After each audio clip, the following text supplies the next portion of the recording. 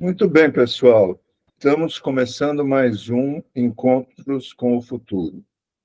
Hoje nós vamos ouvir e interagir com o Maurício do INSPER, atualmente professor no INSPER, e eu vou passar para o Arnaldo fazer a apresentação dele. Por favor, Arnaldo. Muito bem. Boa tarde a todos. O tema hoje vai ser cidades inteligentes e Big Data, e o palestrante é o Maurício Busquela, com o qual eu tive o prazer de trabalhar, de ser contemporâneo dele por uns 14 anos no BID, em Washington, onde ele estava voltado principalmente para a transformação digital, incluindo cidades inteligentes e Big Data. E o Maurício tem formação em ciência de computação na Unicamp, e pós-graduação no IBMEC e na Fundação Getúlio Vargas. Atualmente, ele é coordenador do Núcleo de Cidades Inteligentes e Big Data, no INSPER, e consultor internacional em transformação digital, cidades inteligentes e desenvolvimento urbano.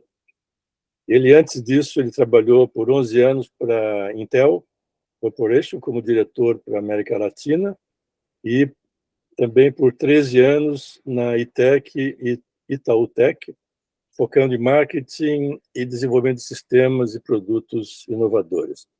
Maurício, bem-vindo, muito obrigado por aceitar nosso convite. A palavra é sua. Muito obrigado, Arnaldo, muito obrigado também, Paulo, e todos os que estão presentes. Para mim é uma honra poder contribuir com vocês e tocar um pouco de ideias que esse grupo super seleto de professores e ex-alunos de ITA e colegas também na indústria brasileira, né? Então, hoje a minha proposta é falar sobre o caminho para cidades inteligentes com dados, e a agenda que eu preparei para hoje é fazer um rápido aquecimento, né? Então, a gente tem algumas perguntas que eu vou fazer para o Flamínio, Lapa e Armando, representando vocês que também estão aí. Depois, nós vamos falar um pouco de desafios urbanos, cidades inteligentes, e temos alguns exemplos para reflexão e inspiração. Então, eu queria começar com um contexto. Essa é uma foto que quem mora em São Paulo frequentemente vê. A gente para num sinaleiro e, de repente, a gente vê um monte de motoqueiro ao nosso lado, né? Nessa foto, por exemplo, eu contei que tinha 27 capacetes. Essa é uma situação típica onde os motoqueiros usam as motos como ferramenta de transporte ou de mobilidade. Então, de manhã, eles estão indo para os seus trabalhos, de uma forma muito mais rápida. Durante o dia, eles estão fazendo entregas, e principalmente de noite, a gente vê muitos motoqueiros ganhando um dinheiro extra, ou talvez nem é o extra, mas é o dinheiro principal da vida deles, para fazer as entregas de comidas que nós pedimos durante os fins de dia, né? Seja uma pizza, uma Coca-Cola, uma cerveja, alguma coisa assim. Infelizmente, a gente também vê muitos acidentes de moto na cidade, né? Seja por condições da via, buracos ou condições climáticas, ou também por imprudência, seja dos motoqueiros, ou seja dos motoristas ou motoristas de ônibus, né? Então, eu queria começar com um aquecimento, simulando um acidente de moto, aqui perto do Jardim Europa, né? Imaginando uma situação hipotética que a gente vai discutir agora, que um acidente entre uma moto e um carro aqui no Jardim Europa. E aí eu queria também convidar nossos colegas aqui para imaginar, ou simular, ou pensar que vocês estivessem numa área de resposta a emergências, né? Então, toda vez que acontece um acidente, alguém liga para o SAMU ou para o bombeiro e cai numa central, e nessa central as pessoas vão ter que tomar algum tipo de decisão para mandar um despacho de ambulância. Esse exemplo é totalmente hipotético, mas eu acho que serve como exercício para a nossa apresentação de hoje. Então, o primeiro exercício é esse. Então, nós temos um acidente marcado com um círculo vermelho, né? E nós temos uma ambulância nos pontos A, B, C, D e E. Então, a primeira pergunta, se vocês fossem, né, os despachadores de emergência, os despachadores de ambulância para esse acidente, a primeira pergunta é qual dessas ambulâncias vocês fariam despacho, né? Então, Flamínio, Lapa e Armando, qual que é a opção que vocês escolheriam? A ambulância A, ambulância B, ambulância C, ambulância D ou ambulância E. Posso falar? É só Posso essa, falar? B, C ou D, né? Tá. Flamínio A. Deixa eu, já que eu falei, posso falar primeiro? Eu vou falar como consultor, depende. Tem outras variáveis, né? Tá Tem bom, não, outras tudo bem. variáveis. Tudo bem, então tudo bem. Só vou pedir uma resposta curta, depois a gente vai comentar. Legal. Então, você, assim, você não sabe se a A, B ou C depende de outras coisas. Isso. Então, desculpa, Flamínio e Armando. A minha A. A também. Tá bom. Então, vamos pensar, então, que aqui o depende, né? Alguém decidiu A por algum motivo e a gente vai discutir daqui a pouquinho. Legal. Provavelmente, quem respondeu A, né, exceto o Lapa, é porque acha que o A está mais próximo do local do acidente, correto? É uma E a linha Faria reta. Lima, né? A veia é legal. Faria Lima, tal. Então, o primeiro critério que a gente olha aqui é exatamente distância, né? Então, a gente está olhando a proximidade, a gente não tem uma régua, mas a gente tem uma ideia de distância das 5 ambulâncias, né? Aí eu mostro para vocês um segundo gráfico, onde eu coloco mais uma variável chamada trânsito de São Paulo em determinado horário, onde verde é trânsito livre, vermelho é trânsito pesado e amarelo trânsito médio. Aí eu volto para vocês e falo, tá bom, nessa situação, qual dessas ambulâncias vocês despachariam, com mais informação? Eu continuaria com a A. E aí eu vou com a A Uma também. linha reta, a B está do outro lado da marginal. Ok? Agora eu vou para a A também, com algumas ressalvas, mas por enquanto Tá bom. vou junto. Então, todo mundo aqui concorda que a A é a que vai chegar mais rápido, é a melhor ambulância para despachar. E aí eu coloco mais um desafio para vocês, no sentido que, tá bom, é muito difícil a gente decidir qual dessas ambulâncias vai chegar primeiro. Então, numa resposta a emergências, o que conta é o tempo de chegada, correto? E olhando aqui a olho nu, fica muito difícil fazer esse cálculo. Então, quando eu estava lá no BID, eu coloquei esse desafio para meus colegas de tecnologia e eles me desenvolveram um simulador, que é exatamente esse aqui que está embaixo em amarelo, que eu, dado localização de um acidente e posicionamento das ambulâncias, ele calculava para mim o tempo de chegada e a distância. Então, no caso aqui, por mais que a B estivesse do outro lado do rio, através de um cálculo usando dados de Google Maps, exatamente para esses locais, a que chegaria mais rápido era a ambulância B. Então, é muito difícil a gente tomar decisões a olho nu, que é o que acontece hoje nos grandes centros de despacho de ambulância. E se a gente olhar aqui entre a B, C e todas as demais, tirando a B, as variações do erro vão de 2 a 8 minutos. E esse erro ele é muito importante, principalmente falando em ambulâncias. Então, o que eu quero dizer aqui é que a qualidade da informação ela é fundamental para a tomada de decisões. E aí que começa um pouco essa discussão de cidades inteligentes, de dados, o dado certo. Aí eu vou colocar mais outra informação. Esse é o dado que existe em São Paulo, de número de mortes, de trânsitos em São Paulo, onde a gente tem 426 mortes por acidentes de bicicleta por ano, que dá mais de uma pessoa morrendo por dia no acidente do trânsito. E pedestres, 358, quase uma por dia, né? Então, não é motocicleta? Motocicleta. Tá? Então, Motocicleta. 426. Uma por dia, e principalmente jovens de 18 a 29, e a grande maioria é de homens, tá? Então, nesse sentido, eu estou colocando mais uma informação que, diferente das outras, que vai melhorando um dado estatístico, ponto, né? Aí eu mostro um outro gráfico aqui, que o Arnaldo deve conhecer, também eu acho que Antônio, né? Desculpa, não, de quem está em Alexandria, desculpa. Armando. Tá. Então, esse aqui é um mapa de Washington, onde mostra acidentes de bicicleta, tá? Então, esse gráfico está mostrando os locais que a gente tem mais acidentes de bicicleta. Esse gráfico, então, ele é muito mais completo, traz mais informações, porque ele mostra algumas ruas que tem muitos acidentes de bicicleta, a gente vê concentrações ou intersecções com muitos acidentes, por exemplo, aqui embaixo, na rua K Street, com a Connecticut, ou a Connecticut com a rua M Street, né? E aí a pergunta que eu tenho, tá bom, o que vocês fariam olhando esse gráfico de acidentes de bicicleta? Aí eu volto de novo para vocês. Flamínio, Lapa e Armando. O que vocês fariam, né? Olhando esse mapa? Lapa e tem que abrir o microfone, o Lapa e o Flamínio. Eu Armando. criaria faixas especiais para bicicleta. Ok, faixas especiais. E teria também alguns pontos estratégicos para deixar, sei lá, deixar ambulâncias, né?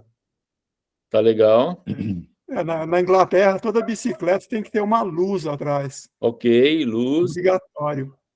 Então, o que eu falo aqui, né, na verdade, eu acho que tem muitas opções que dá para a gente fazer aqui, mas eu acho que a grande resposta é qual que é o problema e qual a sua função. Então, o gestor público, a prefeita de Washington, vai olhar esse gráfico, ou esse mapa, né, com alguns tipos de olhos. Tá, eu tenho que diminuir o acidente, tenho que fazer maior prevenção.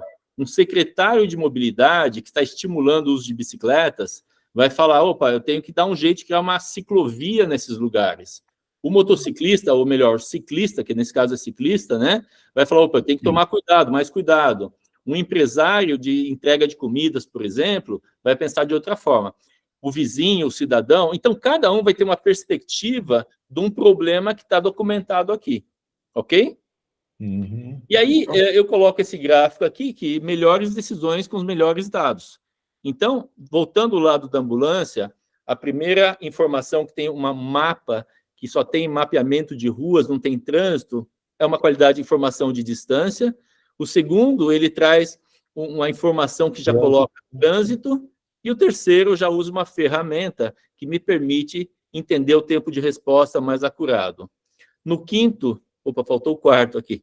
O quinto, na realidade, ele está mostrando uma estatística muito única, e o sexto já te mostra um gráfico, já que tem mais informação, que dá uma certa quantificação, ou os locais um pouco mais rico que o gráfico 5.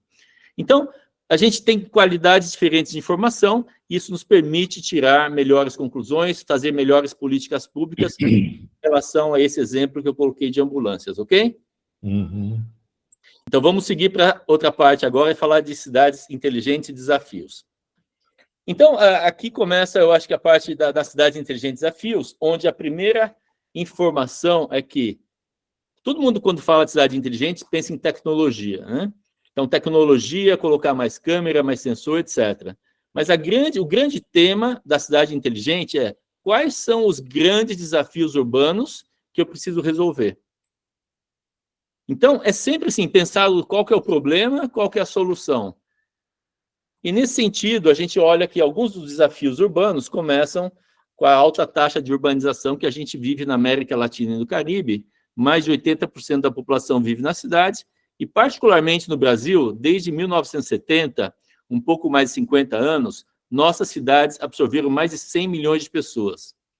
Isso significa que, nesses últimos 50 e poucos anos, as cidades foram crescendo de uma forma muito rápida e muitas vezes desordenada, ou seja, sem planejamento. Esse é um dos grandes desafios que a gente sente hoje nas nossas cidades. Cidades que não têm planejamento, não tiveram tempo de poder ser desenvolvida, e isso gera uma série de consequências. Mas as pessoas buscam as cidades porque é lá que as coisas acontecem. Eu vou buscar um melhor emprego, melhor saúde, melhor educação para os meus filhos, melhores oportunidades em geral, né?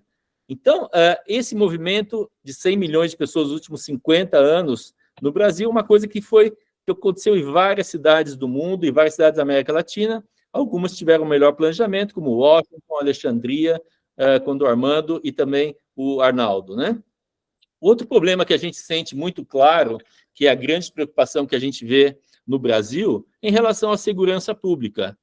Sabe, essa foto, ela representa uma certa insegurança, um sentimento de insegurança que a gente sente, seja nos bairros, seja na nossa cidade, seja andando de celular na Avenida Paulista, por exemplo. Outro tema que é um desafio é a mobilidade, né?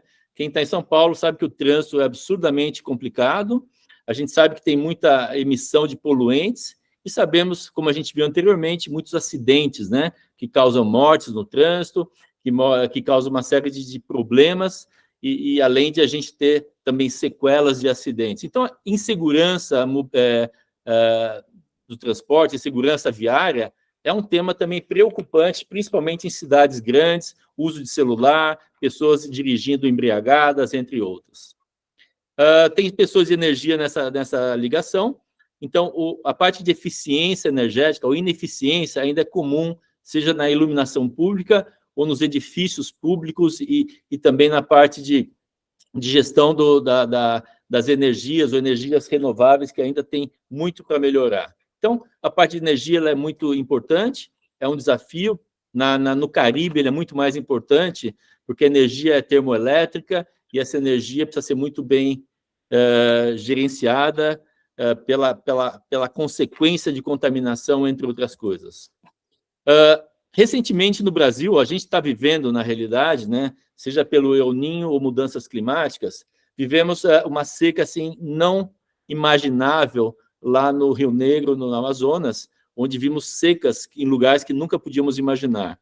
Por outro lado, na parte de baixo da imagem, a gente viu muita chuva, temporais e enchentes que desalocaram milhares de pessoas e também deixaram muitas mortes lá no sul do Brasil, Paraná, Rio Grande do Sul e outros lugares também, no Acre, né? E, recentemente, há menos de um mês, uma onda de calor que chegou a mais de 45 graus em todo o país. Sensação térmica muito forte, em alguns lugares chegando a 45 graus a sensação térmica. A gente pensa também em cidade inteligente, mas pensa no desafio da acessibilidade, né? Aqui a gente tem umas calçadas na cidade de Brusque, onde 77% delas estão com problemas de caminhabilidade. E a gente não chega a pensar muito nos desafios, ou nesses tipos de desafios, porque muitas vezes a gente não vê pessoas com deficiência, cadeira de rodas, caminhando, né, ou tentando se locomover nas cidades. Mas a gente se dá conta quando a gente talvez leva um tombo numa calçada, ou quando a gente vai empurrar um carrinho de nenê nessas calçadas que não têm acessibilidade ou péssima acessibilidade.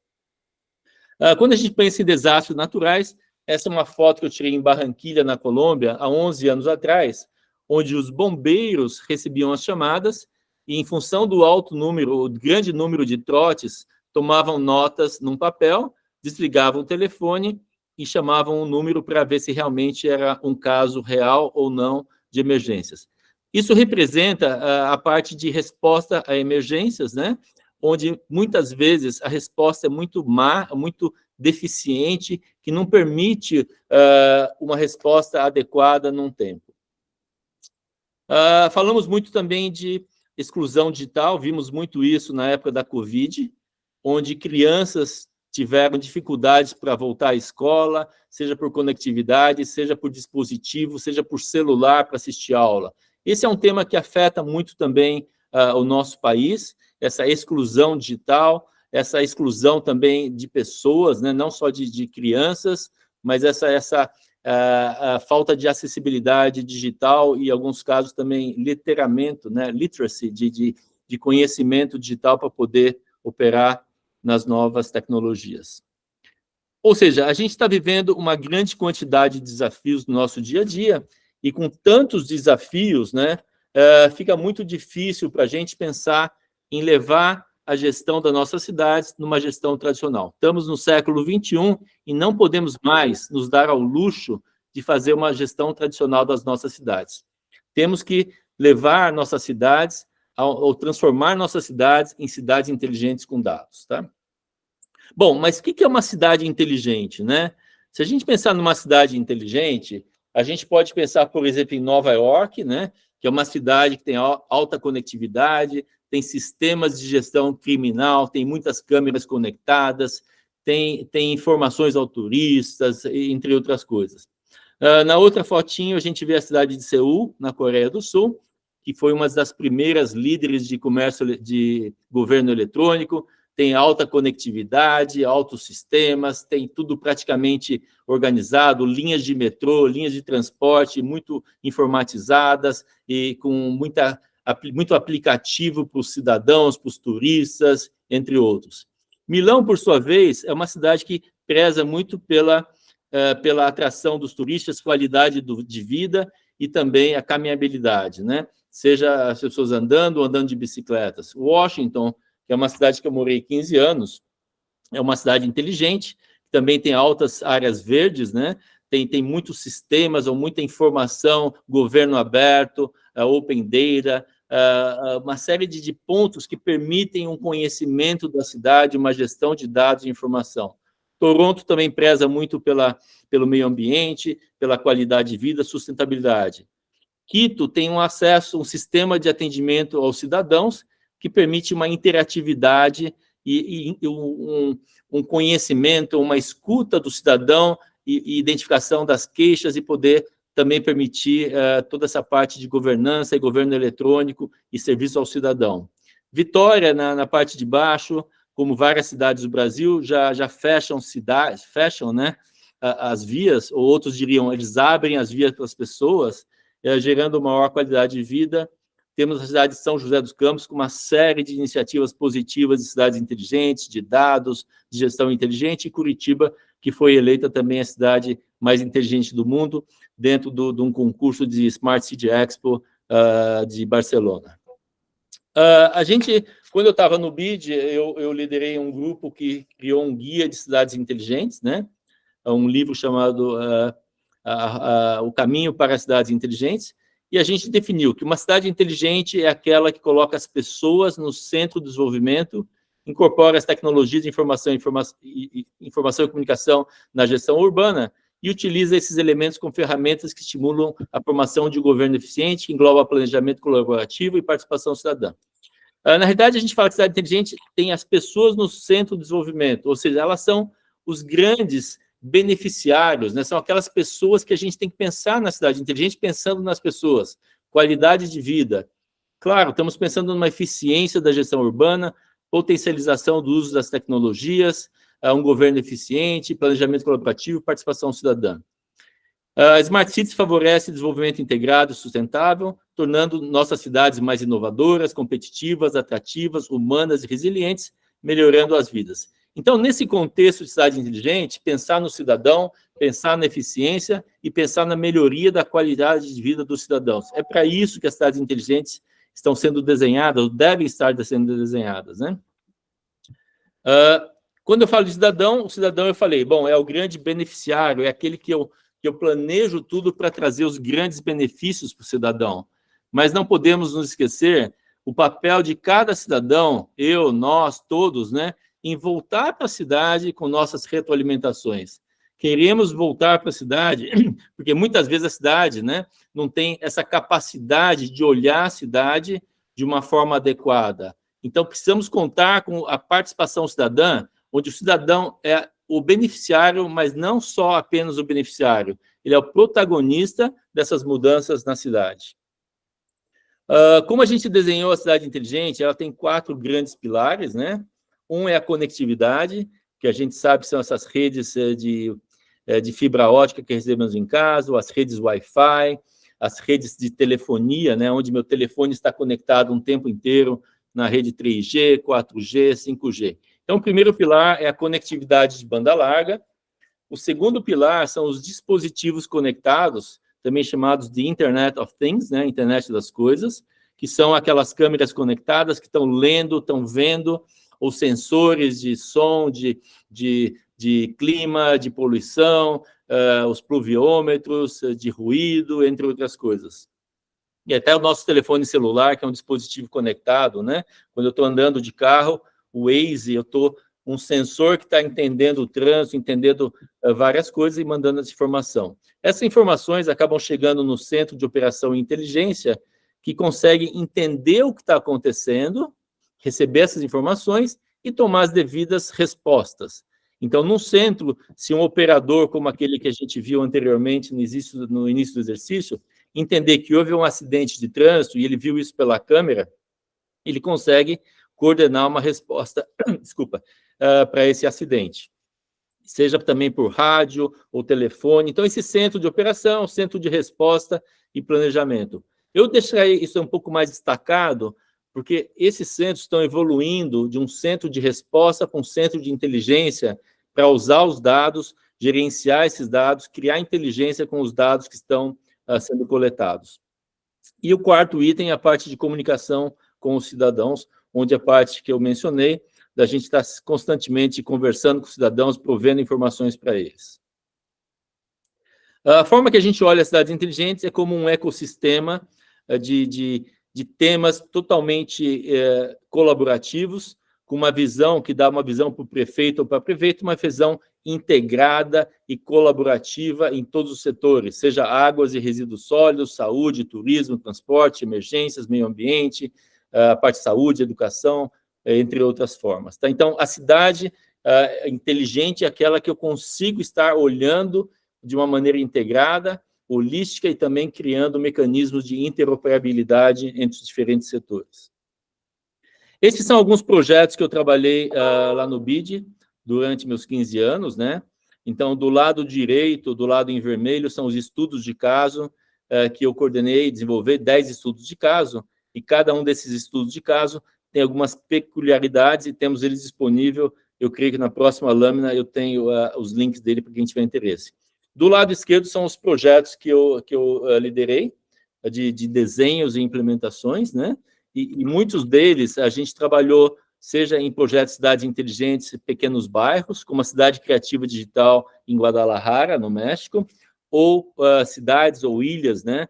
Por exemplo, em Bahamas e Nassau, projetos de cidade inteligente, ou na Argentina, Gran La Plata e Gran Mendonça, que eram cidades metropolitanas, ou melhor, áreas metropolitanas da cidade. Então, a gente não tem um tamanho mínimo de cidade inteligente, a gente pode ser cidade inteligente um bairro, pode ser uma cidade, pode ser uma ilha, pode ser uma área metropolitana, ou pode ser uma região que era exatamente o nosso objetivo, transformar a América Latina e o Caribe numa região de cidades inteligentes, uma região com 17 mil cidades inteligentes, que era a nossa proposta. Embaixo dessa imagem, a gente vê o nome de várias empresas, que também demonstra a importância da colaboração público-privada para a gente desenvolver cidades inteligentes. Então, várias empresas colaboraram de uma forma ou de outra para o desenvolvimento desses projetos. Aqui também, rapidamente, algumas iniciativas de cidades inteligentes, que eu trouxe como exemplo, né? Coreia do Sul, Espanha, Brasil, Córdoba, na Argentina. Então, na Coreia do Sul, depois da guerra de 1953, eles começaram a focar em toda a parte relacionada com desenvolvimento habitacional. Então, o país estava totalmente destruído, trabalharam bastante na parte de recuperação, criar habitação para todos, e depois que resolveram o problema habitacional, começaram a focar na sustentabilidade, qualidade de vida e melhoria das condições das pessoas. E aí começaram a trabalhar bastante no tema de cidades inteligentes com esse propósito, melhorar a mobilidade, a segurança, a resposta a emergentes, o meio ambiente, entre outros. Na Espanha, é uma situação interessantíssima, porque temos que pensar na Espanha no contexto europeu, onde existe muito mais prioridade dos países, né, ou da região, em meio ambiente, eficiência energética e qualidade de vida, né? Então, a Europa tem liderado muito dessas iniciativas, e a Espanha também desenvolveu várias iniciativas de cidades inteligentes com esse propósito, né? E também com grande incentivo da comunidade europeia, que tinha os grants, os fundos, né, para poder ajudar as cidades a se desenvolverem debaixo dessas diretrizes de sustentabilidade, eficiência energética, entre outros. E tem um caso que eu mencionei, que é no caso de Santander, na Espanha, que trabalhou muito nesse desenvolvimento de cidades inteligentes, com o setor privado, com a academia e também com a prefeitura de Santander. O Brasil, a gente tem histórias muito interessantes, né? Eu sou da época dos 80, que eu trabalhei na Itautec, e naquela época a gente viu muito dessa transformação digital no mercado financeiro. Então, a nossa história no Brasil, ela passa por digitalização do setor financeiro, depois do setor governamental. Nosso sistema de governo eletrônico, ele é assim, uma vitrine para o mundo inteiro, e realmente é o top de mercado, digamos assim. Isso foi evoluindo até que a gente começou, eu acho que com essa cultura de digitalização, transformação digital, ele acabou permeando também em outras iniciativas, como a iniciativa de transformação digital, iniciativa de internet das coisas, né? Iniciativa de cidades inteligentes e, recentemente, de inteligência artificial. Então, no Brasil, a gente tem toda essa cultura, ou esse conhecimento de criar mecanismos de eficiência, de melhores práticas para poder deixar o país mais eficiente, e foi criada uma Carta Brasileira para Cidades Inteligentes, que eu tive a honra de participar também, como uma diretriz para as cidades, para que elas pudessem entender alguns caminhos possíveis para se tornarem cidades inteligentes, né? E, por último, tem a cidade de Córdoba, na Argentina, que também decidiu criar mecanismos de transformação inteligente, mas focando na parte de startups, né? Desenvolvimento do ecossistema de tecnologia, a gente chama de GovTech, com o intuito de criar uma modernização do setor público da cidade, né? Então, criaram várias startups, criaram mecanismos de atração dessas startups, de desenvolvimento, com o intuito exatamente de criar uma modernização da administração pública e também novos empreendimentos e empregos, entre outros. Bom, agora vamos para a segunda parte, cidades inteligentes e dados. Como é que eu estou aí, Paulo? Estou tranquilo? Está com mais 10 minutos. Perfeito. Dessa primeira parte. Excelente. Então, vamos lá. Então, aqui, o que a gente vê é que as cidades estão nessa transformação digital, a gente viu, e essas cidades inteligentes, né, mais transformação digital, elas vão gerando dados, né? Então, a gente chama disso de Big Data. Então, toda essa geração de dados, ela começa a crescer e crescer de uma forma exponencial, e é o que a gente chama de Big Data. Bom, essa aqui é uma foto típica que eu quis representar o que acontece no meu quarto, né? Eu imagino que também no quarto de vocês. Eu durmo do ladinho do meu celular e ele fica carregando do lado do meu criado mudo, ou no meu criado mudo, né? Essa foto foi desenhada com inteligência artificial. Você vê que o celular está flutuando, mas é um erro ainda da inteligência artificial de desenhos, né? Mas eu acho que, sim, basicamente, todo mundo que eu converso está sempre deixando o celular do lado do criado mudo, com algumas exceções, né? Então, a primeira coisa que acontece de manhã, pelo menos no meu caso, eu começo a olhar o celular. Então, numa manhã típica do Maurício, eu acordo, já olho meu celular, vejo meus WhatsApps, meus e-mails. E, nesse momento, eu estou acessando aqui no Brasil, eu acesso a internet de casa, Wi-Fi da Claro, eu acesso o WhatsApp, meus e-mails do Outlook, Gmail. Aí, depois, eu tenho um reloginho de pulso, que eu durmo com ele também, que na hora que eu vejo, eu também começo a revisar como é que foi meu sono, como é que foram meus batimentos, como é que se eu dormi muito, dormi pouco, a qualidade do meu sono, a oxigenação, que ele permite essas informações. Aí eu começo a olhar a temperatura do dia, e eu olho a temperatura do dia no meu celular.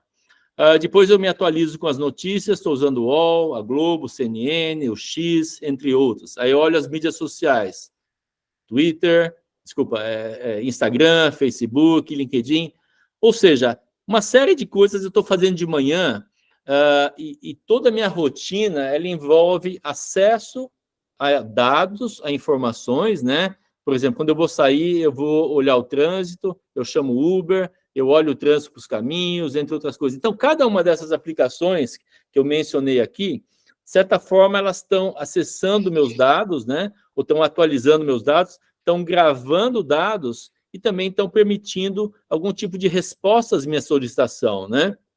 Então, quando eu aperto o Waze, ele sabe onde eu estou, ele sabe onde eu estou indo, ele sabe o melhor caminho, ele define o melhor caminho para me levar do ponto A ao ponto B. Então, eu provejo alguma informação para ele e ele me dá uma resposta. Essa informação vai sendo capturada. Então, todas essas informações que eu coloco aqui, até o pagamento de uma conta de um cafezinho no meu celular, o cartão de crédito sabe que eu comprei naquela loja, que eu paguei aquele valor e foi aquele horário e nesse local. Então, o que acontece é que existem uma série de informações sendo coletadas, armazenadas, processadas, analisadas, e existe uma troca para mim com essa comunicação. Isso o setor privado faz muito, muito bem, né? Quando eu acesso um Instagram, ele sabe minha preferência e me devolve coisas que melhoram a minha qualidade, ou me mantenham cada vez mais nessa plataforma, e a gente vai criando essa simbiose. Ele me dá conteúdo que eu gosto e eu vou ficando mais tempo no Instagram, né? E então, a cada dia, né, com todos esses dados que estão sendo gerados, eu gero dados, vocês geram dados, e coletivamente no mundo estamos gerando 2,5 quintilhões de bytes de dado. Só para dar uma ideia, uma foto pode ter talvez 1.000 bytes, né, 1 kbyte. Um vídeo pode ter 4, 5, 10, depende do tempo, megabytes. E aí vai. Então, 2 quintilhões de dados, né, são 2,5 com 18 zeros. É uma coisa extremamente gigantesca e até difícil de explicar, mas são muitos dados, né? E aí a gente olha o seguinte, tá bom, como é que é a gestão de dados na gestão pública? O que a gente vê é que os dados que são coletados na gestão pública, né, como exemplo, uma prefeitura, cadastro imobiliário, IPTU, ISS, benefícios sociais, dados de transporte, de saúde, educação, segurança, ou seja, tem uma grande quantidade de dados que já está sendo coletada e já está armazenada. Só que isso também traz uma série de desafios, porque esses dados estão dispersos, são muitas bases de dados, e normalmente esses dados são de péssima qualidade quando esses dados não estão em papel, né? Ainda a gente vê muita coisa em papel, o que implica numa limitada capacidade para análise, decisão e comunicação. Então, diferentemente do setor privado, que consegue analisar os dados e me devolver algum tipo de benefício depois de uma análise de dados, o setor público ainda está engatinhando nessa análise de dados. Isso não é o Maurício que está falando, né? Um estudo que foi feito pelo CETIC, né, que é o Centro Regional de Estudos para o Desenvolvimento da Sociedade de Informação, fala que dos órgãos públicos federais e estaduais, 25% deles, ou apenas 25% deles, realizaram análise de Big Data nos últimos 12 meses. Né? Isso foi um dado de 2021. E as razões que eles mencionam para esse número, né, são 4 aqui, pelo menos as 4 principais foram falta de pessoas, capacidade com 41%. Então, 41% dessas empresas ou desses órgãos alegam que não tem pessoas capacitadas. 30% alegam que não tenho interesse, eu não vejo necessidade de fazer análise de Big Data. Esquece porque não é comigo isso aqui. 28% falam, eu não faço essa análise porque meus dados são de péssima qualidade, e 24% falam que os custos são muito altos. Então, você vê que tem uma percepção, talvez muito conservadora, de poder usar os dados, e esses dados têm uma riqueza muito boa, mas, infelizmente, no setor público brasileiro, a gente está engatinhando. Eu digo assim, que tem só apenas uma exceção de um órgão que está usando nossos dados muito bem, estão fazendo as análises muito minuciosas. E esse órgão é a Receita Federal, né? Porque aí, obviamente, existe um incentivo de cobrar os impostos corretamente, enquanto outros, né, talvez não tenham incentivo, não tenham prioridade, não estão relacionados muito mais com aumento de receita e sim com despesas. Mas, de novo, é um ponto para a gente discutir nas nossas perguntas e respostas.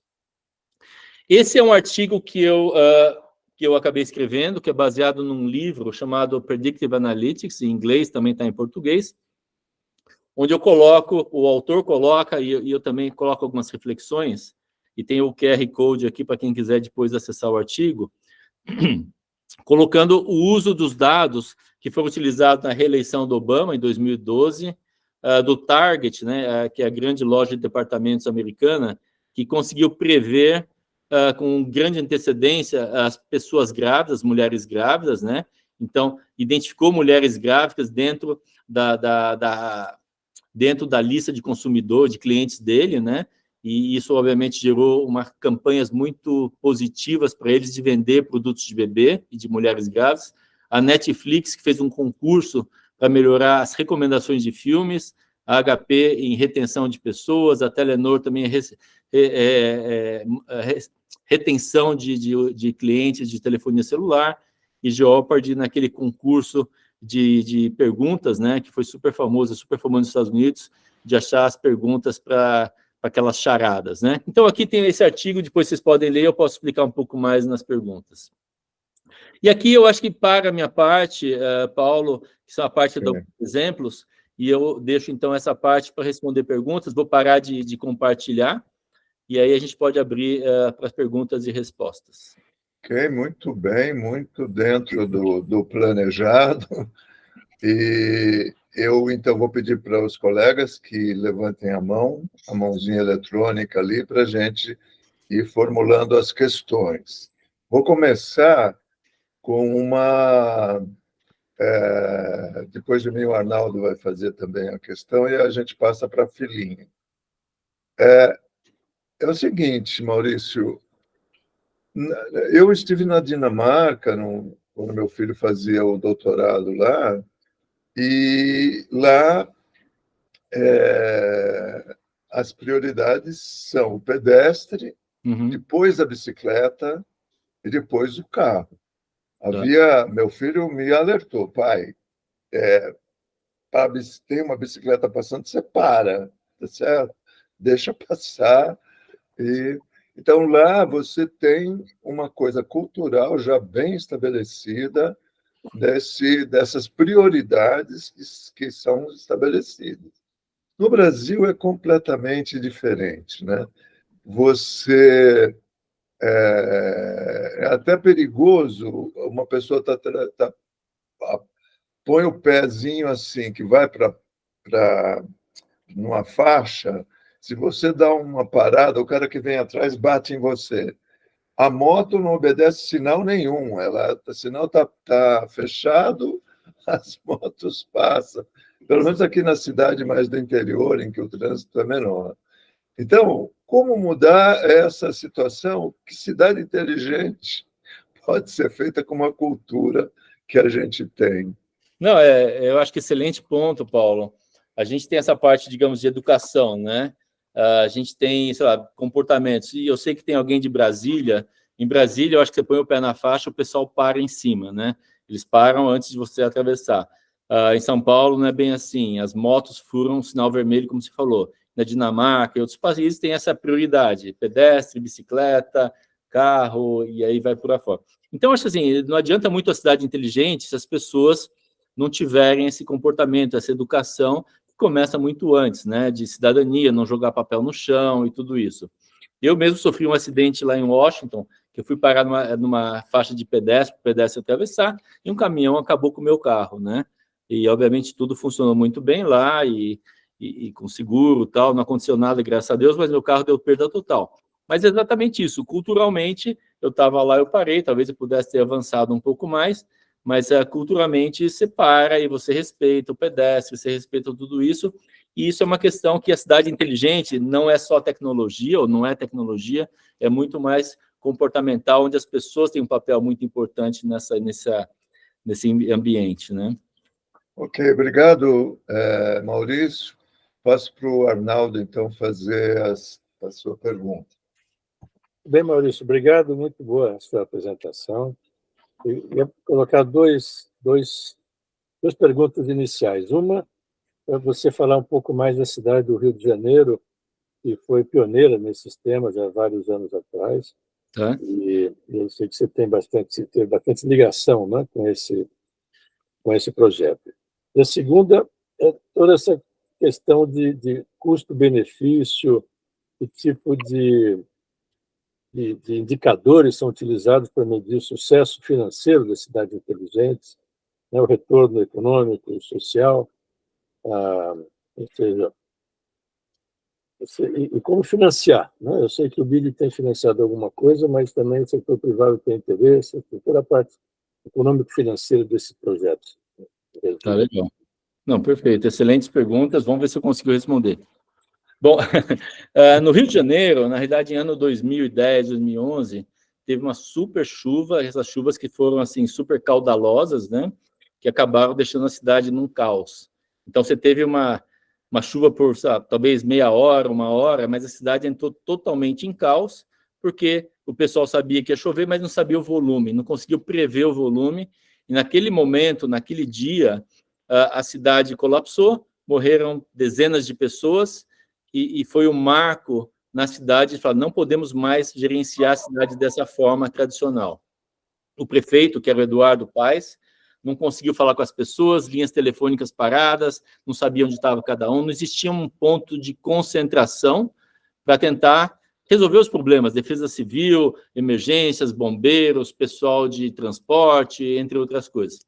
E aí eles decidiram criar, o prefeito decidiu criar esse Centro de Operações do Rio, que eu vou mostrar uma foto para vocês daqui a pouco, que era um centro que integrava diferentes institutos, diferentes departamentos de gestão da cidade numa única sala, com as melhores tecnologias disponíveis, né? Então, interoperabilidade, sensores, melhores condições de radares, entre outras coisas. Então, essa foi uma mudança de paradigma que talvez tenha mudado a forma da cidade do Rio de Janeiro de tratar os desastres naturais, fazer uma melhor gestão de trânsito, da mobilidade em geral, fazer uma questão da defesa civil, das emergências, da parte de energia elétrica, que são coisas que acontecem em desastre. E hoje a cidade tem esse centro, que é um centro que tem 30 diferentes órgãos trabalhando colaborativamente, né, numa sala, e ligações com outras entidades municipais e federais, meteorológicas, etc. Tá? Então, esse é um ponto, assim, que foi um marco, que serviu como referência para outras cidades, né? É um centro parecido com o da NASA, e outras cidades seguiram esse exemplo. E em 2013, a cidade do Rio de Janeiro recebeu um prêmio da cidade mais inteligente do mundo, equivalente ao que Curitiba recebeu o ano passado, nesse congresso de Barcelona. A parte de você falar qual que é o retorno sobre o investimento, né? Isso é uma questão assim, que muitas vezes você não consegue medir em termos financeiros.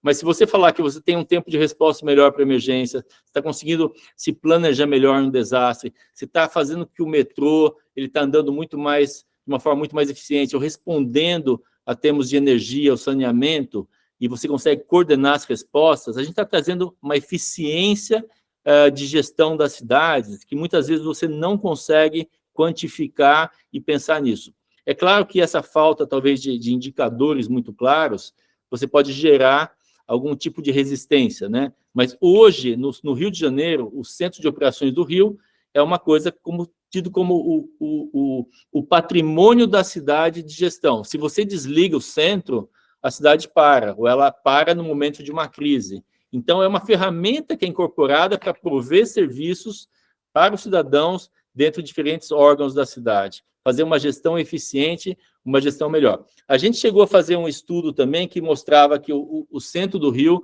melhorou o tempo de resposta para emergências, não me lembro o número, mas a gente tem no estudo de caso do Rio de Janeiro, e melhorou acho que uns 30% ou 40%.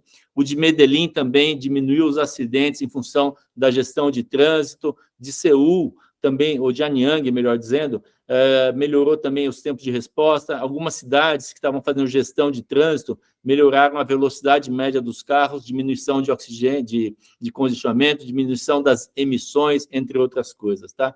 Então, a resposta, sim, obviamente que tem uma série de benefícios. Algumas cidades chegaram a medir, outras não necessariamente, mas é um investimento como você tem investimento de resposta de ambulância, você tem investimento em polícia, que são investimentos que você, teoricamente, não quantifica, mas você entende que ele é muito importante para a cidade. Ok, obrigado, Maurício. Vou passar para o Armando agora para a pergunta. Obrigado, Maurício. Olha, excelente a sua palestra e agradeço não ter me colocado numa situação difícil aí nas perguntas. Tranquilo. Uma pequena observação e uma pergunta. Observação, eu morei em Brasília há bastante tempo e isso que você falou de Brasília, no princípio, não era verdade. Agora, houve um movimento, eu não me lembro se foi do governo, em que se incentivou esse processo e houve multas bastante fortes de quem não respeitasse a faixa de pedestre, e isso criou um hábito. E hoje é um hábito, como você falou, ou seja, foi uma educação que não veio de casa, mas que se criou na população. E aí a minha pergunta, você colocou que esse assunto de Big Data no governo não é disseminado. Como criar incentivo para que isso seja disseminado? Por exemplo, uma coisa que para mim é um absurdo no Brasil, com o nível de violência que nós temos, e nós não temos um sistema global de dados de todos os estados em relação não somente à identificação das pessoas, agora que estão criando a carteira de identidade nacional, e também de aprisionamentos de pessoas. O camarada é preso no Rio, foge para São Paulo ou foge para Rondônia, e lá ele é um novato, ninguém sabe quem é esse camarada. Ou seja, isso hoje é um problema sério no Brasil. Como criar um incentivo para a criação desses Big Data? Eu concordo com você que talvez falte incentivo, mas se a gente pensar um pouco, os sistemas foram sendo criados sem pensar na interoperabilidade. Então, um criminoso que atuou num determinado local, ele muda para o outro, esses sistemas não conversam. E a gente toma um exemplo dos sistemas financeiros, né? Onde a gente sabe que naquela época dos anos 80, você tinha um banco aqui, um banco ali, tudo funcionava muito bem. Hoje a gente manda TED, faz uma série de coisas, o sistema está muito bem articulado e ele permite essa interoperabilidade, essa troca de informações entre um e outro, né? Você consegue acessar diferentes tipos de informação ou transmitir informações de uma forma muito mais rápida e eficiência.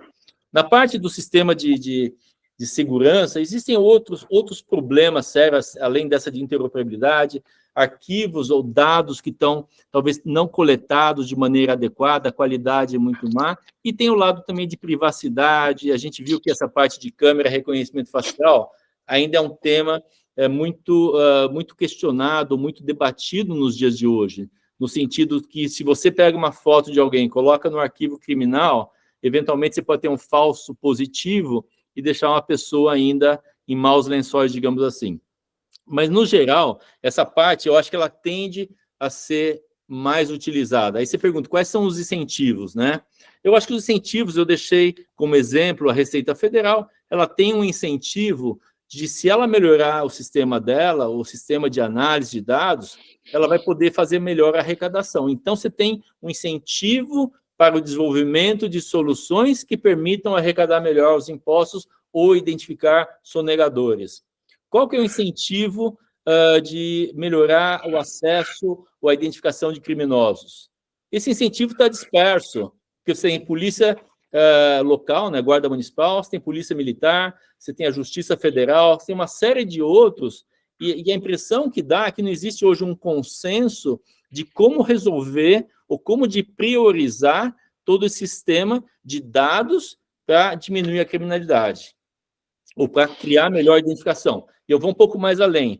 Então, se você tiver um mapa dos crimes, né, que nem aquele mapa da bicicleta que eu mostrei dos acidentes, você consegue ter algum tipo de estratégia para combater o crime, ou talvez não tanto combater, mas ter uma predição e um planejamento antecipado do que você deve fazer nessas situações. Então, essa informação também é importante. Se você tem um mapeamento dos locais de crime, isso a gente tem muito em Washington, né? Se a gente quiser olhar, a gente sabe em cada quadra o que tem, se tem algum agressor, se tem alguma coisa assim. Então, acho que isso aqui é um caminho, eu espero que ele seja muito curto no futuro, que cada vez se utilizem mais os dados para tomar decisões, para fazer melhores predições e poder entender essa parte da segurança, que é o tema hoje prioritário. Vamos ter no fim do ano, vamos ter eleições municipais, e o tema da segurança pública é o tema que aparece sempre em primeiro lugar da preocupação das pessoas, né? Ok, obrigado, Maurício. Vou passar a palavra para o Delfiol para fazer a sua pergunta. Boa noite, Maurício. Boa Gostei noite. muito da tua apresentação e eu queria compartilhar aqui, mas é o seguinte, um dos porquês que Curitiba chegou a esse ponto de ser considerada a cidade mais inteligente do mundo. Eu vivi 9 anos lá em Curitiba e tive a felicidade de conhecer o Jaime Lerner e, no início do governo dele, até que ele foi escolhido governador, porque, na época, os militares é que definiam o governador do estado, ele escolhido prefeito, definia o governador do estado e o governador do estado escolhia o prefeito. Ok. Como é que o Jaime Lerner foi escolhido? O governador não queria escolher ninguém das duas correntes políticas predominantes lá. Uma que era do Ney Braga e outra do Paulo Pimentel, ex-governador. Então, ele tinha que escolher um prefeito que não pertencesse a nenhuma dessas duas correntes. Aí veio um caso pitoresco. A esposa do governador não queria morar na residência do Palácio do Governo. Então, alugaram uma casa, mas ela não gostou, tinha que reformar a casa. Escolheram quem para reformar a casa? Jaime Lerner. Jaime Lerner. Sim. Aí o governador, conversando com ele, o que o senhor faz na vida? Eu, há 6 anos, eu dirijo um Instituto de Planejamento Urbano de Curitiba, o IPUC. Uhum. O senhor entende, então, de planejamento urbano? Eu sou, inclusive, professor na escola de na escola de engenharia aqui do Paraná. Opa, o governador é esse, cara. Esse é o cara, pô. Não pertence nem o Ney Braga, nem o Paulo Pimentel. Ele foi escolhido para ser prefeito de Curitiba. Foi à prefeitura, já com a equipe montada, e mais, com ele, em 6 anos, desenvolveram o plano diretor de Curitiba, porra. Uhum. Já chegou com o plano nas mãos. E depois do Jaime, os prefeitos que foram escolhidos e até eleitos, dentre os quais um colega nosso, o Cássio Taniguchi, da turma 64, foi prefeito por 2 gestões, seguiram o plano diretor da cidade. Certo. E aí eu fico me perguntando, não seria um requisito obrigatório que todas as cidades tivessem um plano diretor? Tá, esse é um excelente ponto, obrigado pela excelente pergunta. E o Jaime Lerner, na realidade, ele é um ícone, né, no urbanismo social, toda essa parte de desenvolvimento urbano, e ele pensou muito também na parte de transporte,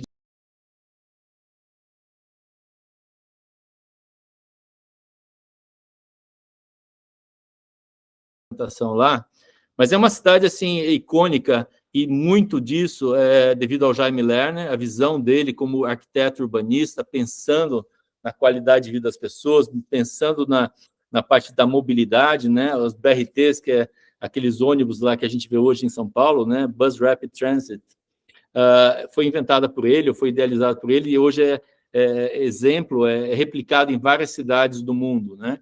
Então, a gente fala assim, uma cidade inteligente, uma visão de um arquiteto urbanista que pensa na funcionalidade da cidade, que pensa nas pessoas, que pensa na qualidade de vida, é muito importante. Cidade inteligente, não estamos falando muito de tecnologia, mas olhar todo o contexto abrangente, como eu falei, e nesse contexto abrangente, procurar trazer o melhor possível para as pessoas. Do plano diretor, eu não estou assim muito familiarizado com as regulações, mas o meu entendimento é que as cidades acima de um certo número de habitantes têm que ter um plano diretor. Então, é obrigatório que ela tenha. Aí, o que acontece é que, por mais que se tenha um plano diretor, por mais que se tenha uma carta brasileira para cidades inteligentes, a implementação é aquele ponto que todo mundo questiona, ou seja, está aqui a diretriz, está muito bonitinho no papel, mas e a implementação? Como é que eu faço essa implementação? Quais são os recursos financeiros, capacidade das pessoas, quais são as restrições? Ou seja, quando você olha tudo num ponto de vista de implementação, o que está no papel é muito difícil. Então, o que acho que a gente também falta hoje são pessoas com conhecimento adequado, conhecimento do território, conhecimento das regras, para poder desenhar um plano, mas não que seja um plano bonito, mas um plano que seja execuível, pensando nas características necessárias. Então, novamente, depende do tamanho da cidade, ela é obrigada a fazer um plano diretor, o plano diretor tem suas limitações em termos de desenho, tem limitações na implementação, e o que a gente espera, né, pelo menos agora, olhando aqui no INSPER, tudo isso, é como que a gente consegue capacitar novas gestões, pensando que daqui a pouco vamos ter umas eleições de prefeitos e prefeitas nesse país, né? Como que a gente gera esse conhecimento para essas pessoas, esses novos gestores, para que eles possam seguir adiante. Além de mencionar que também as equipes também vão mudando, que é um dos pontos que a gente sentiu muito naqueles projetos que eu mencionei para vocês, os projetos de cidades inteligentes que eu fiz, que eu trabalhei direto no BID na América Latina. A gente tem os ciclos de 4 anos, né, para algumas cidades, que tudo muda, e você tem variações. Quando sai um prefeito de uma gestão, muita coisa muda. E o objetivo do plano diretor é que seja um plano de, digamos assim, da gestão, mas que ele também passe para a gestão futura com alguns ajustes no meio do caminho. Muito bem, Maurício, obrigado. Vou passar para o Gondim para a próxima pergunta. Boa noite, Maurício. Primeiro, eu queria cumprimentá-lo pela apresentação, que foi excelente. trouxe um tema extremamente palpitante, que são cidades inteligentes e o uso dos dados. Os dados, finalmente, no final do dia, tem que suportar tudo isso. Achei interessante também essa história que o Delfiol trouxe da ascensão do Jaime Lerner, assim, quase que por acidente.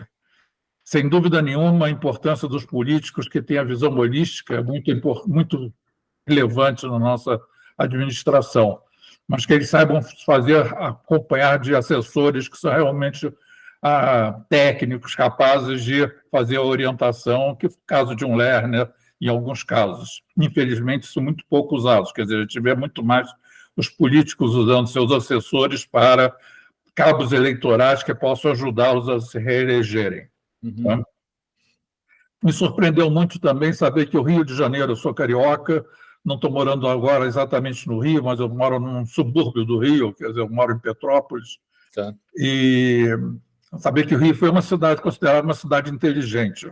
Eu acho que o Rio tem problemas de nascimento, uma cidade que nasceu num lugar errado, nasceu espremida entre o mar e as montanhas e cria algumas desconexões. Quer dizer, se você pega Copacabana, está desolada do centro da cidade por uma garganta, que é Botafogo. Ali são 4 ou 5 vias. Aquilo é uma fonte, e só recentemente, mais recentemente, criaram-se os túneis para passar de um lado para o outro. Tá? O acesso da cidade estrangulada ali na Zona Sul para a Zona Oeste, Barra da Tijuca, foi uma coisa que ainda é um problema hoje, quer dizer, você hoje, só recentemente o transporte de massa, o metrô chegou. Então, me surpreende muito que o Rio tenha sido considerado uma cidade inteligente simplesmente porque tem um centro de operações. Talvez tenha sido premido a fazer isso. Recentemente, agora, 2 ou 3 semanas atrás, eu vi o prefeito determinar o bloqueio de 2 das 4 vias da Avenida Brasil, criando engarrafamentos gigantescos.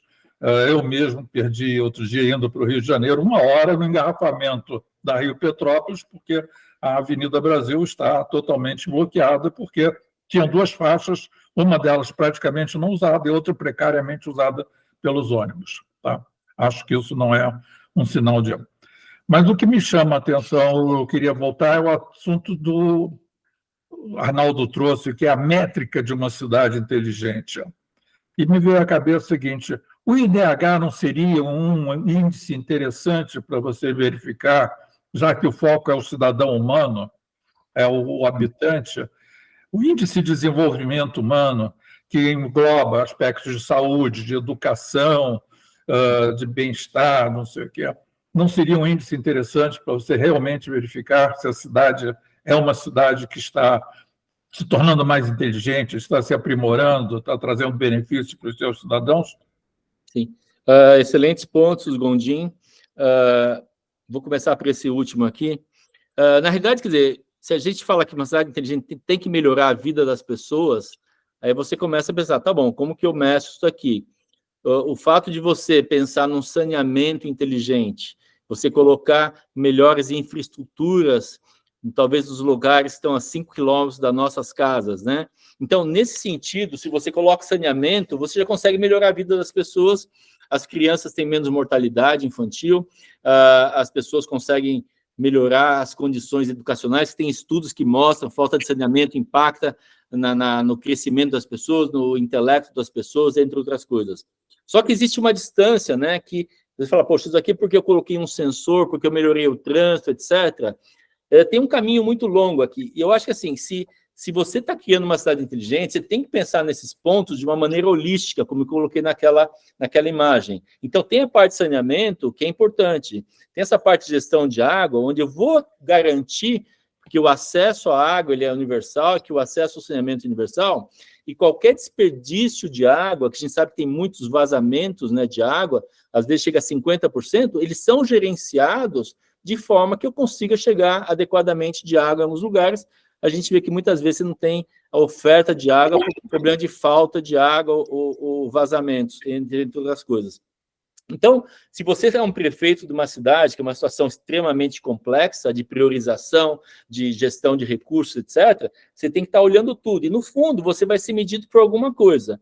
Você vai ser medido de uma forma pelo IDH, que talvez, acho que ninguém... Não sei se as pessoas são medidas, os gestores são pelo IDH, né? São medidos pelo IDH. Mas, no fundo, você como gestor, ou prefeito ou prefeita, você tem que pensar quais são os seus indicadores e como tudo isso trabalha num círculo integrado, colaborativo, para conseguir chegar nesses objetivos. Então, pode ser que numa cidade, fala, tá bom, eu vou diminuir os acidentes de trânsito em X. Existe uma iniciativa chamada Visão Zero, zero mortes no trânsito.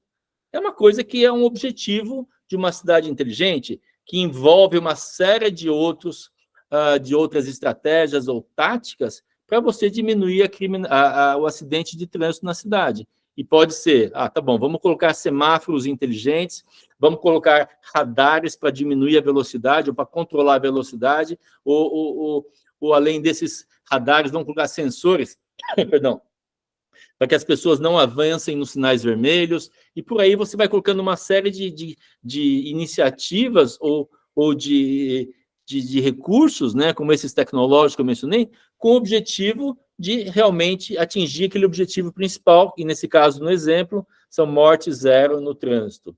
Então, eu acho assim, um conjunto de iniciativas que elas devem se conversar entre si com um objetivo maior. Com essa parte sua que você mencionou do Rio de Janeiro, de fechar faixas de rolagem, um tema que é muito discutido também, né, é que existe, e isso levando um pouco do Jaime Lerner, né, privilegiar, e eu não sei os motivos que foram feitos esses fechamentos de vias lá no Rio de Janeiro, e sem entrar em julgamento, mas existe uma tendência hoje, ou talvez uma iniciativa muito, digamos, popular, de cada vez mais privilegiar o transporte público em detrimento do transporte particular. Então, supondo um ônibus, ele consegue mover 75 pessoas de um ponto A para um ponto B, por exemplo. E um carro, na média, 1,5 pessoas. Só que um carro, ele ocupa muito mais espaço do que o ônibus, relativamente. Então, um ônibus equivale talvez a 50 automóveis. Então, tudo isso junto, você fala, tá bom, o ideal é que a gente tenha um transporte público de massa, ou que as pessoas possam trabalhar perto de casa, ou que tudo isso seja, de certa maneira, pensado no desenvolvimento de uma cidade. Só que, infelizmente, como eu mencionei antes, as cidades não foram bem planejadas, foram crescendo de forma absurda, e esse planejamento não existiu. E aí eu coloco um outro exemplo das cidades coreanas. A Coreia do Sul, Seul, passou por grandes problemas de quantidade de pessoas dentro das suas cidades, e, por exemplo, criou as novas cidades que eles chamam de New Towns. E o objetivo dessas cidades foi exatamente desafogar algumas cidades, onde, num terreno baldio, não é terreno baldio, mas numa área super grande, construíram novas cidades, 200, 300, 400 mil pessoas, e transferiram. E tem uma dessas cidades, que é muito próximo de Seul, chama Sejong, onde eles criaram uma cidade do zero. Eu tenho amigos que moravam em Seul, trabalhavam com órgãos federais, né, nacionais, e tiveram que se mover para essa cidade que está 2 horas de trem de Seul. Criaram uma cidade que tem 400, 500 mil habitantes, cidade de nova, totalmente planejada, com edifícios grandes, com conectividade, pensando nas pessoas, com reciclagem, saneamento e tudo isso. Então, esse é um pouco um condensado com base na sua pergunta. Ok, Armando, obrigado. Vamos agora, eu vou interromper um pouco a sequência das perguntas, como nós combinamos com o Maurício, para ele fazer uma apresentação de casos assim que são estudados no INSPER, me parece, ou análise. Maurício, se você puder, então, subir a apresentação, e aí a gente volta para as perguntas. Eu vou priorizar depois a pergunta das pessoas que ainda não fizeram alguma pergunta, ok? Tá, deixa eu consigo. Isso não está dando aqui, mas eu vou fazer assim, vou dar uma share, ver se vocês veem. Vocês estão vendo? Está subindo. Perfeito. Está vendo? Tá. Ok, tá. Bom, então, aqui são os exemplos que eu falei, né? São 8 exemplos. e eu vou tentar ser bem rápido para deixar mais tempo para perguntas e respostas. Esse é aquele centro de operações da prefeitura que eu mencionei, onde você tem 30 agências trabalhando colaborativamente. Esse centro, eles trabalham em equipes, todo mundo com o mesmo uniforme, vem partes meteorológicas, vem a parte de transporte, a parte do metrô, defesa civil, entre outras coisas. Em momentos de crise, aí vira a NASA do Rio de Janeiro, tá? E tem sido muito eficiente na gestão da cidade. Exemplo de uso de câmeras inteligentes, cada vez estão sendo mais adotadas, que permitem o reconhecimento das placas, né, criando as muralhas eletrônicas, entre outras coisas, identificação de padrões diferentes, um carro na contramão, ou pessoas caídas no chão, ou seja, as câmeras com inteligência hoje conseguem identificar comportamentos diferentes e gerarem alertas nesses centros de gestão de cidades, tá?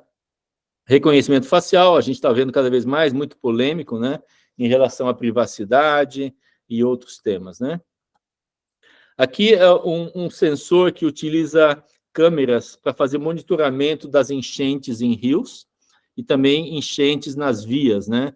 A gente sabe que muitas vezes a gente tem alagamentos ou inundações decorrentes de uma enchente no rio, que está chovendo lá do outro lado e, de repente, está enchendo aqui, e muitas vezes essa informação demora a chegar, então você tem sensores ou câmeras que te permitem analisar melhor, ou identificar alertas, e com essa informação adicional você consegue fechar vias, por exemplo, e redirecionar o trânsito para outro lugar, no caso hipotético de uma inundação, um alagamento por causa do rio. Esse é um caso da onda verde, onde controles, né, seja no solo ou por câmeras, identificam o fluxo dos veículos nas vias, e através desses fluxos, eles conseguem reprogramar os sinaleiros, dando mais verde ou mais vermelho em função do fluxo da via. Isso é uma coisa que é muito difícil de fazer, porque fazer essa gestão em tempo real, né, ela requer uma análise sistêmica de outras vias, mas, de novo, é uma tecnologia que está sendo utilizada e ela consegue melhorar um pouquinho esse trânsito. O próprio pessoal da Google, né, está fazendo um piloto no Rio de Janeiro de usar informações passadas de tráfego ou de trânsito nas vias, e através dessas informações ter uma predição, né, em função de horários, dia do mês ou dia da semana, e informar ou fazer recomendações para que o pessoal, no caso do Rio de Janeiro, do Centro de Operações do Rio, consiga reprogramar os sinaleiros para criar essa onda verde, né? Eles chamam, acho que daqui de Green Light, né? Projeto Green Light. E isso, eles podem chegar até uma redução de 10% das emissões de monóxido de carbono, né, das emissões dos carros, e os cálculos que eles colocam é que um carro parado, ele anda no verde, para no próximo semáforo vermelho, e aí vai fazendo isso constantemente, ele gasta muito mais que um carro numa rodovia, né? Esse é um exemplo de bicicletas em Recife, que eu participei desse projeto, eu liderei o projeto durante o BID, que aqui mostra o mapa das ciclovias, lá em Recife, onde verde são as ciclovias oficiais da cidade, né? Malha cicloviária. Usando informação do Strava, que é um aplicativo gratuito, que toda vez que você vai andar de bicicleta, ou vai andar a pé, ou vai correr, você pode ativar o aplicativo, ele te mostra as rotas que você andou, te mostra a sua velocidade, te mostra talvez batimentos cardíacos, se você tem outro aplicativo que está conectado. E nesse gráfico, né, nesse mapa, a gente está vendo os lugares que as pessoas estavam utilizando as bicicletas na cidade do Recife, tá? Então, quando a gente sobrepõe o gráfico, esse gráfico anterior com esse gráfico, a gente tem um mapa de sobreposição, onde mostra exatamente um lugar que as pessoas estão andando de bicicleta e onde estão as ciclovias, né? E isso é que eu acho que começa o grande tema. Quando a gente isola e mostra só são os locais onde as pessoas estão utilizando as bicicletas fora das ciclovias, é esse gráfico aqui, ou esse mapa. E esse mapa está destacado pela seguinte forma: 52% do tráfego alto de bicicletas no Recife estão sendo fora das ciclovias. Ou seja, metade do tráfego alto, ou o tráfego mais intenso de bicicletas é fora das ciclovias. E aí mostra que você tem uma informação que as pessoas não estão utilizando as ciclovias ou estão usando as bicicletas fora das ciclovias. E aí começa o diálogo de política pública, porque você vê que as ciclovias são interessantes, mas ainda tem uma demanda muito grande por novas ciclovias, principalmente nessa parte mais vermelha e escura, onde as pessoas estão mais utilizando e não tem ciclovias. Então, aqui começa dados com evidência. Você tem dados do Strava, você tem o dado da ciclovia, e as pessoas, qual que é o comportamento das pessoas? Começa um diálogo com a administração para saber as expansões, para saber a efetividade de uma ciclovia, entre outras coisas. Aqui, falando da acessibilidade, tem esse aplicativo de crowdsourcing, né? Ou seja, com o uso da colaboração das pessoas, onde as pessoas vão anotando situações de anomalia nas calçadas ou nos lugares de trânsito, né? de caminhada, e conseguem tirar fotos, avisar a qualidade das calçadas, e esse aplicativo consegue fazer um mapeamento da qualidade das calçadas ao longo dos trajetos. Esse projeto aqui está implementado em várias cidades, e essa parte aqui está relacionada com a cidade do México. Falando em acessibilidade, né, ou qualidade das vias, esse é um projeto que o BID fez, que chama Pavimentados, onde ele utiliza um carro com câmeras, né, que vai circulando nas vias, ele tira a foto ou vídeo, e essas informações são georreferenciadas, e essas imagens são depois analisadas. Como vocês veem na imagem do lado direito inferior, você vê algumas rachaduras no asfalto. E também mais um pouquinho lá para cima, na parte superior, você vê uma placa que vai ter uma curva acentuada à direita, né? Então, com essa análise desses dados, ele consegue fazer um mapeamento georreferenciado de onde estão as partes mais complicadas na via que requerem manutenção. E com essa informação, montam-se mapas, e através desses mapas, toma-se a decisão do que fazer com essa informação. Se vai fazer um recapeamento, quais são as áreas mais complicadas para fazer o recapeamento imediato, quais são as de mais de longo prazo, etc. Mas são com tecnologias, uma câmera, mas esse aplicativo que é um código aberto, né? E as cidades podem estar implementando isso de uma forma muito fácil. Tem em São Paulo, o pessoal tem pago para motoristas de aplicativos para colocar em câmera na frente do carro, que vai tirando foto, vai tirando vídeo, e também são analisados para identificar buracos, entre outros, tá? Esse é um botão de pânico, pensando na central de comando, né? Esse é um aplicativo que eu, com minha equipe, a gente desenvolveu a ideia lá no BID, né? Em 2014, onde esse aplicativo de celular permitia que uma mulher em situação de violência doméstica pudesse fazer um acionamento da emergência. Essa informação ia para a central de comando. Nessa central de comando, eles identificavam onde estavam os policiais mais próximos e conseguiam ativar a câmera do celular ou o microfone do celular e proporcionar uma resposta muito rápida a esse incidente. A gente não implementou, tem uma série de temas legais e jurídicos, né? Mas pelo menos a gente fez um piloto e mostrou que a solução funciona. Hoje tem várias soluções equivalentes no mercado. Abrigo Amigo, pensando em paradas de ônibus, onde pessoas no fim do dia ou na madrugada se sentem totalmente desprotegidas, criaram essa solução. Eletromídia, empresa de propagandas em locais, né, de alta circulação, seja em elevadores ou painéis na rua ou shoppings, etc., criaram essa solução, essa plataforma que contém câmera, contém microfone e um botão de emergência que qualquer pessoa pode estar acionando entre as 8 da noite e as 5 da manhã, e você faz uma videoconferência, como se fosse um Zoom, com uma pessoa que vai conversar com você, vai te manter talvez distraída ou talvez assim mais tranquila no ponto de ônibus, e no caso de alguma emergência, essa pessoa aciona o carro da polícia e esse carro vai te socorrer ou vai te buscar, ou seja um acidente ou uma pessoa passando mal, etc. Na realidade, é muito mais um botão de pânico, mas muito mais multimídia nas paradas de ônibus. Alguém sabe o que é isso? Na realidade, a gente está com o microfone fechado, né? Mas isso aqui, na realidade, na Casa Branca, e meu amigo Arnaldo, a gente já conversou muito sobre isso, quando a gente circulava na Casa Branca na hora do almoço, depois do almoço, né? Esse daqui é a Casa Branca, e tem esse poste. Eu vou dar um pouco mais de destaque, perdão, nesse poste, né? O que a gente tem?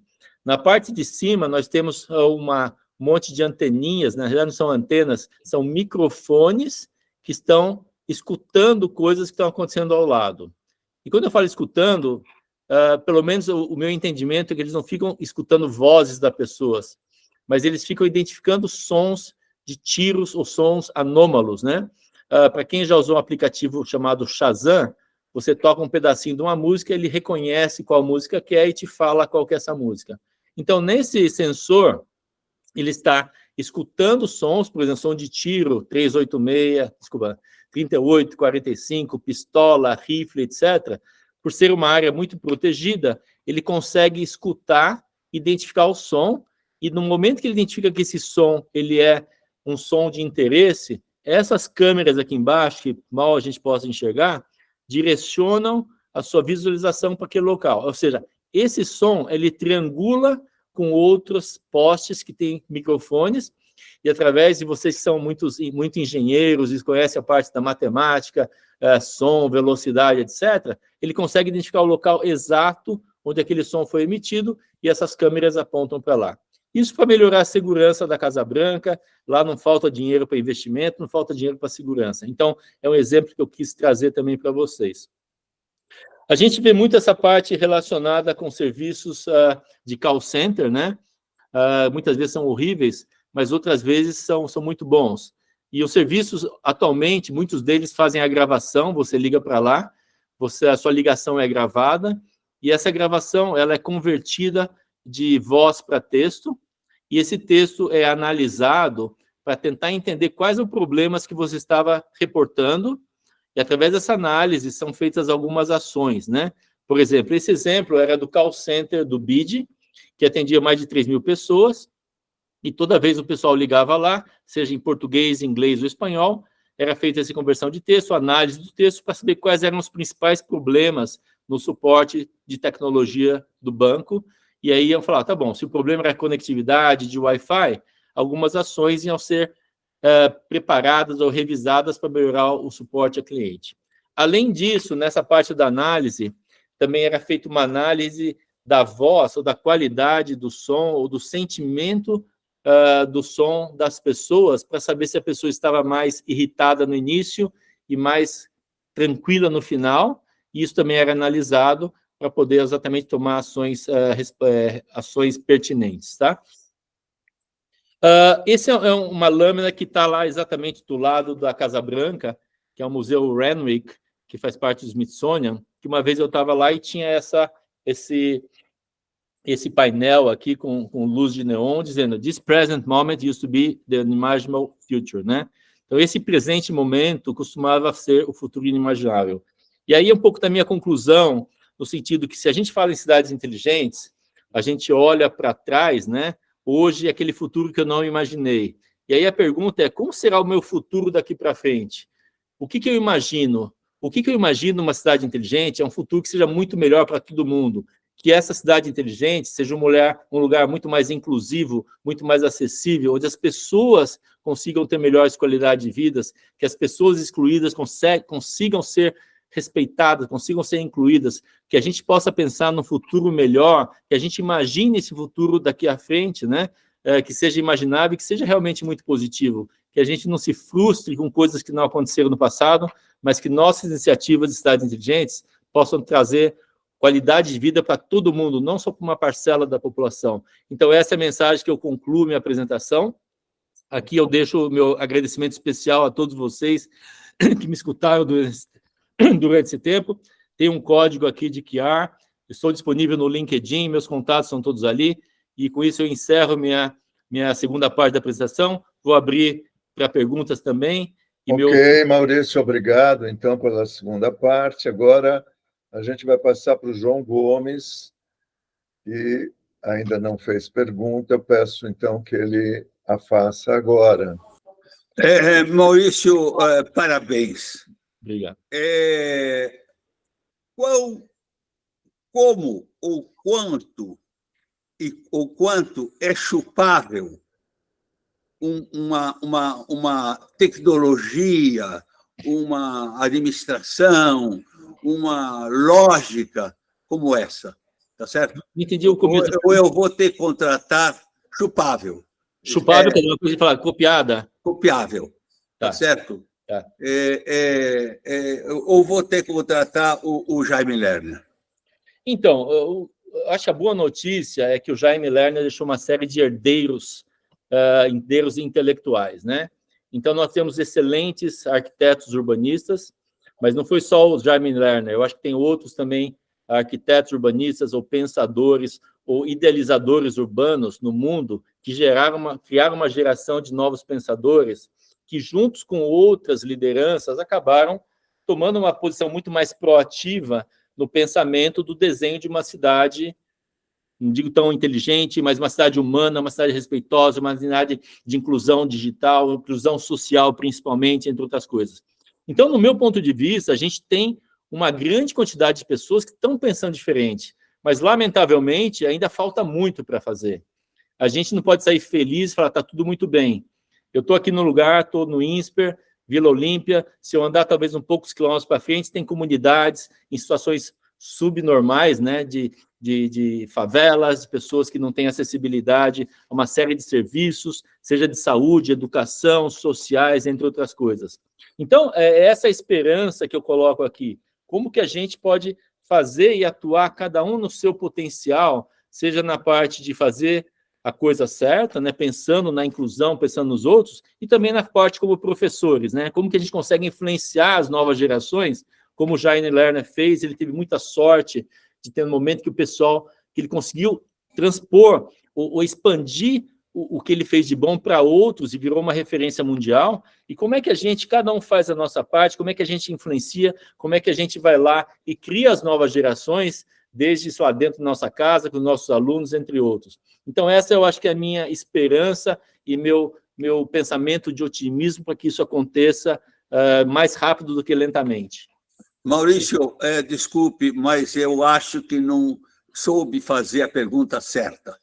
Okay. Eu queria saber o seguinte, quanto é possível pegar um trabalho do seu abóbora qualquer, que fez um negócio muito bacana, ou 3 ou 4 trabalhos que foram muito bacanas, dar para um sujeito que nem é arquiteto, tá certo? E com esses dados, e dizer assim, você vai tocar esse troço, você tem força para tocar esse troço. E ele consegue, com toda essa informação, ele consegue pegar e começar dizendo assim, esse troço vai custar tanto e vai levar tanto tempo. Tá bom, perfeito. Tá, eu acho que essa é a pergunta. A pergunta é essa, João Gomes. Entendi. E desculpe, eu não entendi anteriormente. Mas, então, na realidade, quer dizer, eu até pergunto para umas pessoas que são super especialistas, falam, tá bom, você tem todo o dinheiro possível, você tem todo o recurso necessário, eu sou bilionário. E fala, na realidade, não é tão simples assim, não é uma questão de dinheiro, tem muita questão política, tem muita questão de, talvez, resistências. A gente sabe que a gente está vivendo em momentos muito polarizados, né? Então, você fala, tá bom, existem tecnicamente soluções. Então, você tem pessoas boas para fazerem bons diagnósticos, bons planos de ações. Alguns deles, muitas vezes, eu comentei antes, também são planos em papel, não são tão execuíveis. Mas se você juntar, e a gente tem gente muito boa para fazer isso, juntar um plano bacaninha, um plano muito interessante, pegando melhores práticas de Curitiba, de outras cidades, etc., você sai com um pacote legal, e esse pacote não é tanto, digamos, como fala? Comoditizado. Ele tem que ser feito um para cada um, porque tem coisas comuns, tem coisas que são diferentes. E você pode think global, act local, né? Pense genericamente e atue no seu local. Então, você consegue sair com um plano muito interessante, você vai tentar implementar das melhores coisas possíveis, mas hoje em dia, eu acho que o grande desafio não é tanto ter um plano, a gente tem desafios financeiros, obviamente, né, de recursos, mas é exatamente essas discussões, né? Eu trabalhei no setor privado por muitos anos, né, onde eu tinha o empoderamento para fazer algumas decisões que eu podia tomar decisão. Eu era empoderado na matriz nos Estados Unidos para tomar decisões. Hoje em dia, um gestor público, ele fica muito receoso em tomar algumas ações, porque ele pode ser penalizado na pessoa física por uma ação que ele fez como gestor. Então, tem todos esses pontos, né? São pontos assim, que não são tão simples, e talvez eu eu vejo talvez sua preocupação, e é parte da minha ansiedade, que por mais que a gente tenha respostas muito boas para os problemas, a gente acaba morrendo na praia muitas vezes, porque a burocracia, o ambiente, de certa maneira, inibe uma conclusão de uma tarefa extremamente importante, né? Muito bem, Maurício. Obrigado. Obrigado. A gente está chegando ao final. Eu vou pedir para os próximos inscritos fazerem a pergunta, é o Flamínio e o Armando. Eu queria também lembrar que, e dando um pouco a resposta para o João, de que a comunidade, a participação da comunidade e de conselhos nas cidades pode chegar a soluções, porque, tecnicamente, as coisas elas estão aí, e a tecnologia cada vez chega mais. Então, é um pouco mais participação nas cidades, em conselhos, que especialistas e pessoas importantes, significativas, são chamados os stakeholders, né, da cidade, influenciem e conduzam o processo. Então, eu passo a palavra para o Flamínio, e depois para o Armando, e depois para o Maurício responder, e a gente vai encerrando. Então, boa noite, muito interessante e instrutiva a palestra, parabéns. Há umas décadas atrás, havia uma regra de que nos bairros residenciais não devia haver edificações com mais de 3 andares.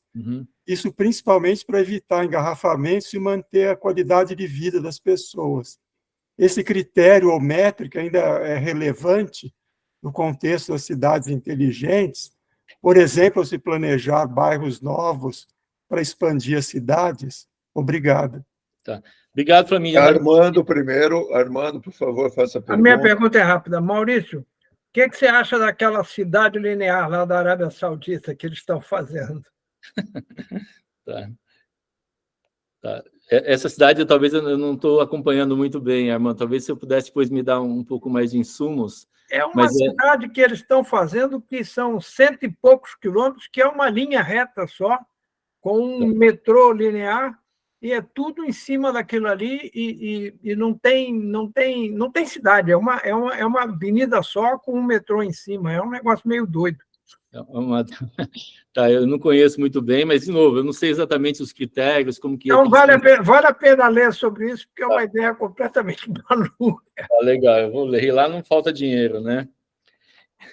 Então, Flamínio, na sua pergunta, né, em relação às edificações, como eu falei para você, existe essa preocupação de cada vez mais privilegiar o transporte público no transporte das pessoas, né? Então, teve essa discussão do plano diretor de São Paulo e alguns outros planos diretores que eles buscam privilegiar o desenvolvimento de habitações de maiores de 3 andares, por exemplo, perto dos eixos de transporte, grandes avenidas com ônibus, etc., e paradas de ônibus. Tem um conceito que chama Transport Oriented Development, né? Transporte orientado, desenvolvimento orientado ao transporte. E uma coisa que eu vi muito, por exemplo, lá em Washington, é que nas linhas novas de metrô, quando eu estava lá 16 anos atrás, você via que o desenvolvimento ia sendo feito ao redor da linha de metrô. Então, juntando as duas informações, hoje o pessoal não fala tanto em 3 andares, né? Fala muito mais em edifícios maiores, perto dos grandes eixos, pensando que as pessoas que moram lá vão utilizar-se dos transportes públicos, ao invés de pegar o carro. Só que isso aqui, em Washington, eu ia de metrô. Não sei se o Arnaldo ia de metrô também, muitas vezes, mas as pessoas privilegiam o uso dos carros, porque é muito mais confortável, etc, etc. Então, hoje, nesse sentido, está cada vez mais sendo pensado em criação de habitações mais densas, onde a densidade permite que você compartilhe as infraestruturas já disponíveis, seja de água, saneamento, de transporte, e aí é muito mais eficiente. Se você tem um bairro distante, você levar água, saneamento, transporte, etc., sai muito mais custoso em termos das pessoas que você afeta. Ok, obrigado, Maurício. Então, eu vou encerrando, brindando ao Maurício pela excelente palestra e vamos nos preparando aqui para parar a gravação, agradecendo ao Maurício. E muito obrigado, Maurício, e até a próxima.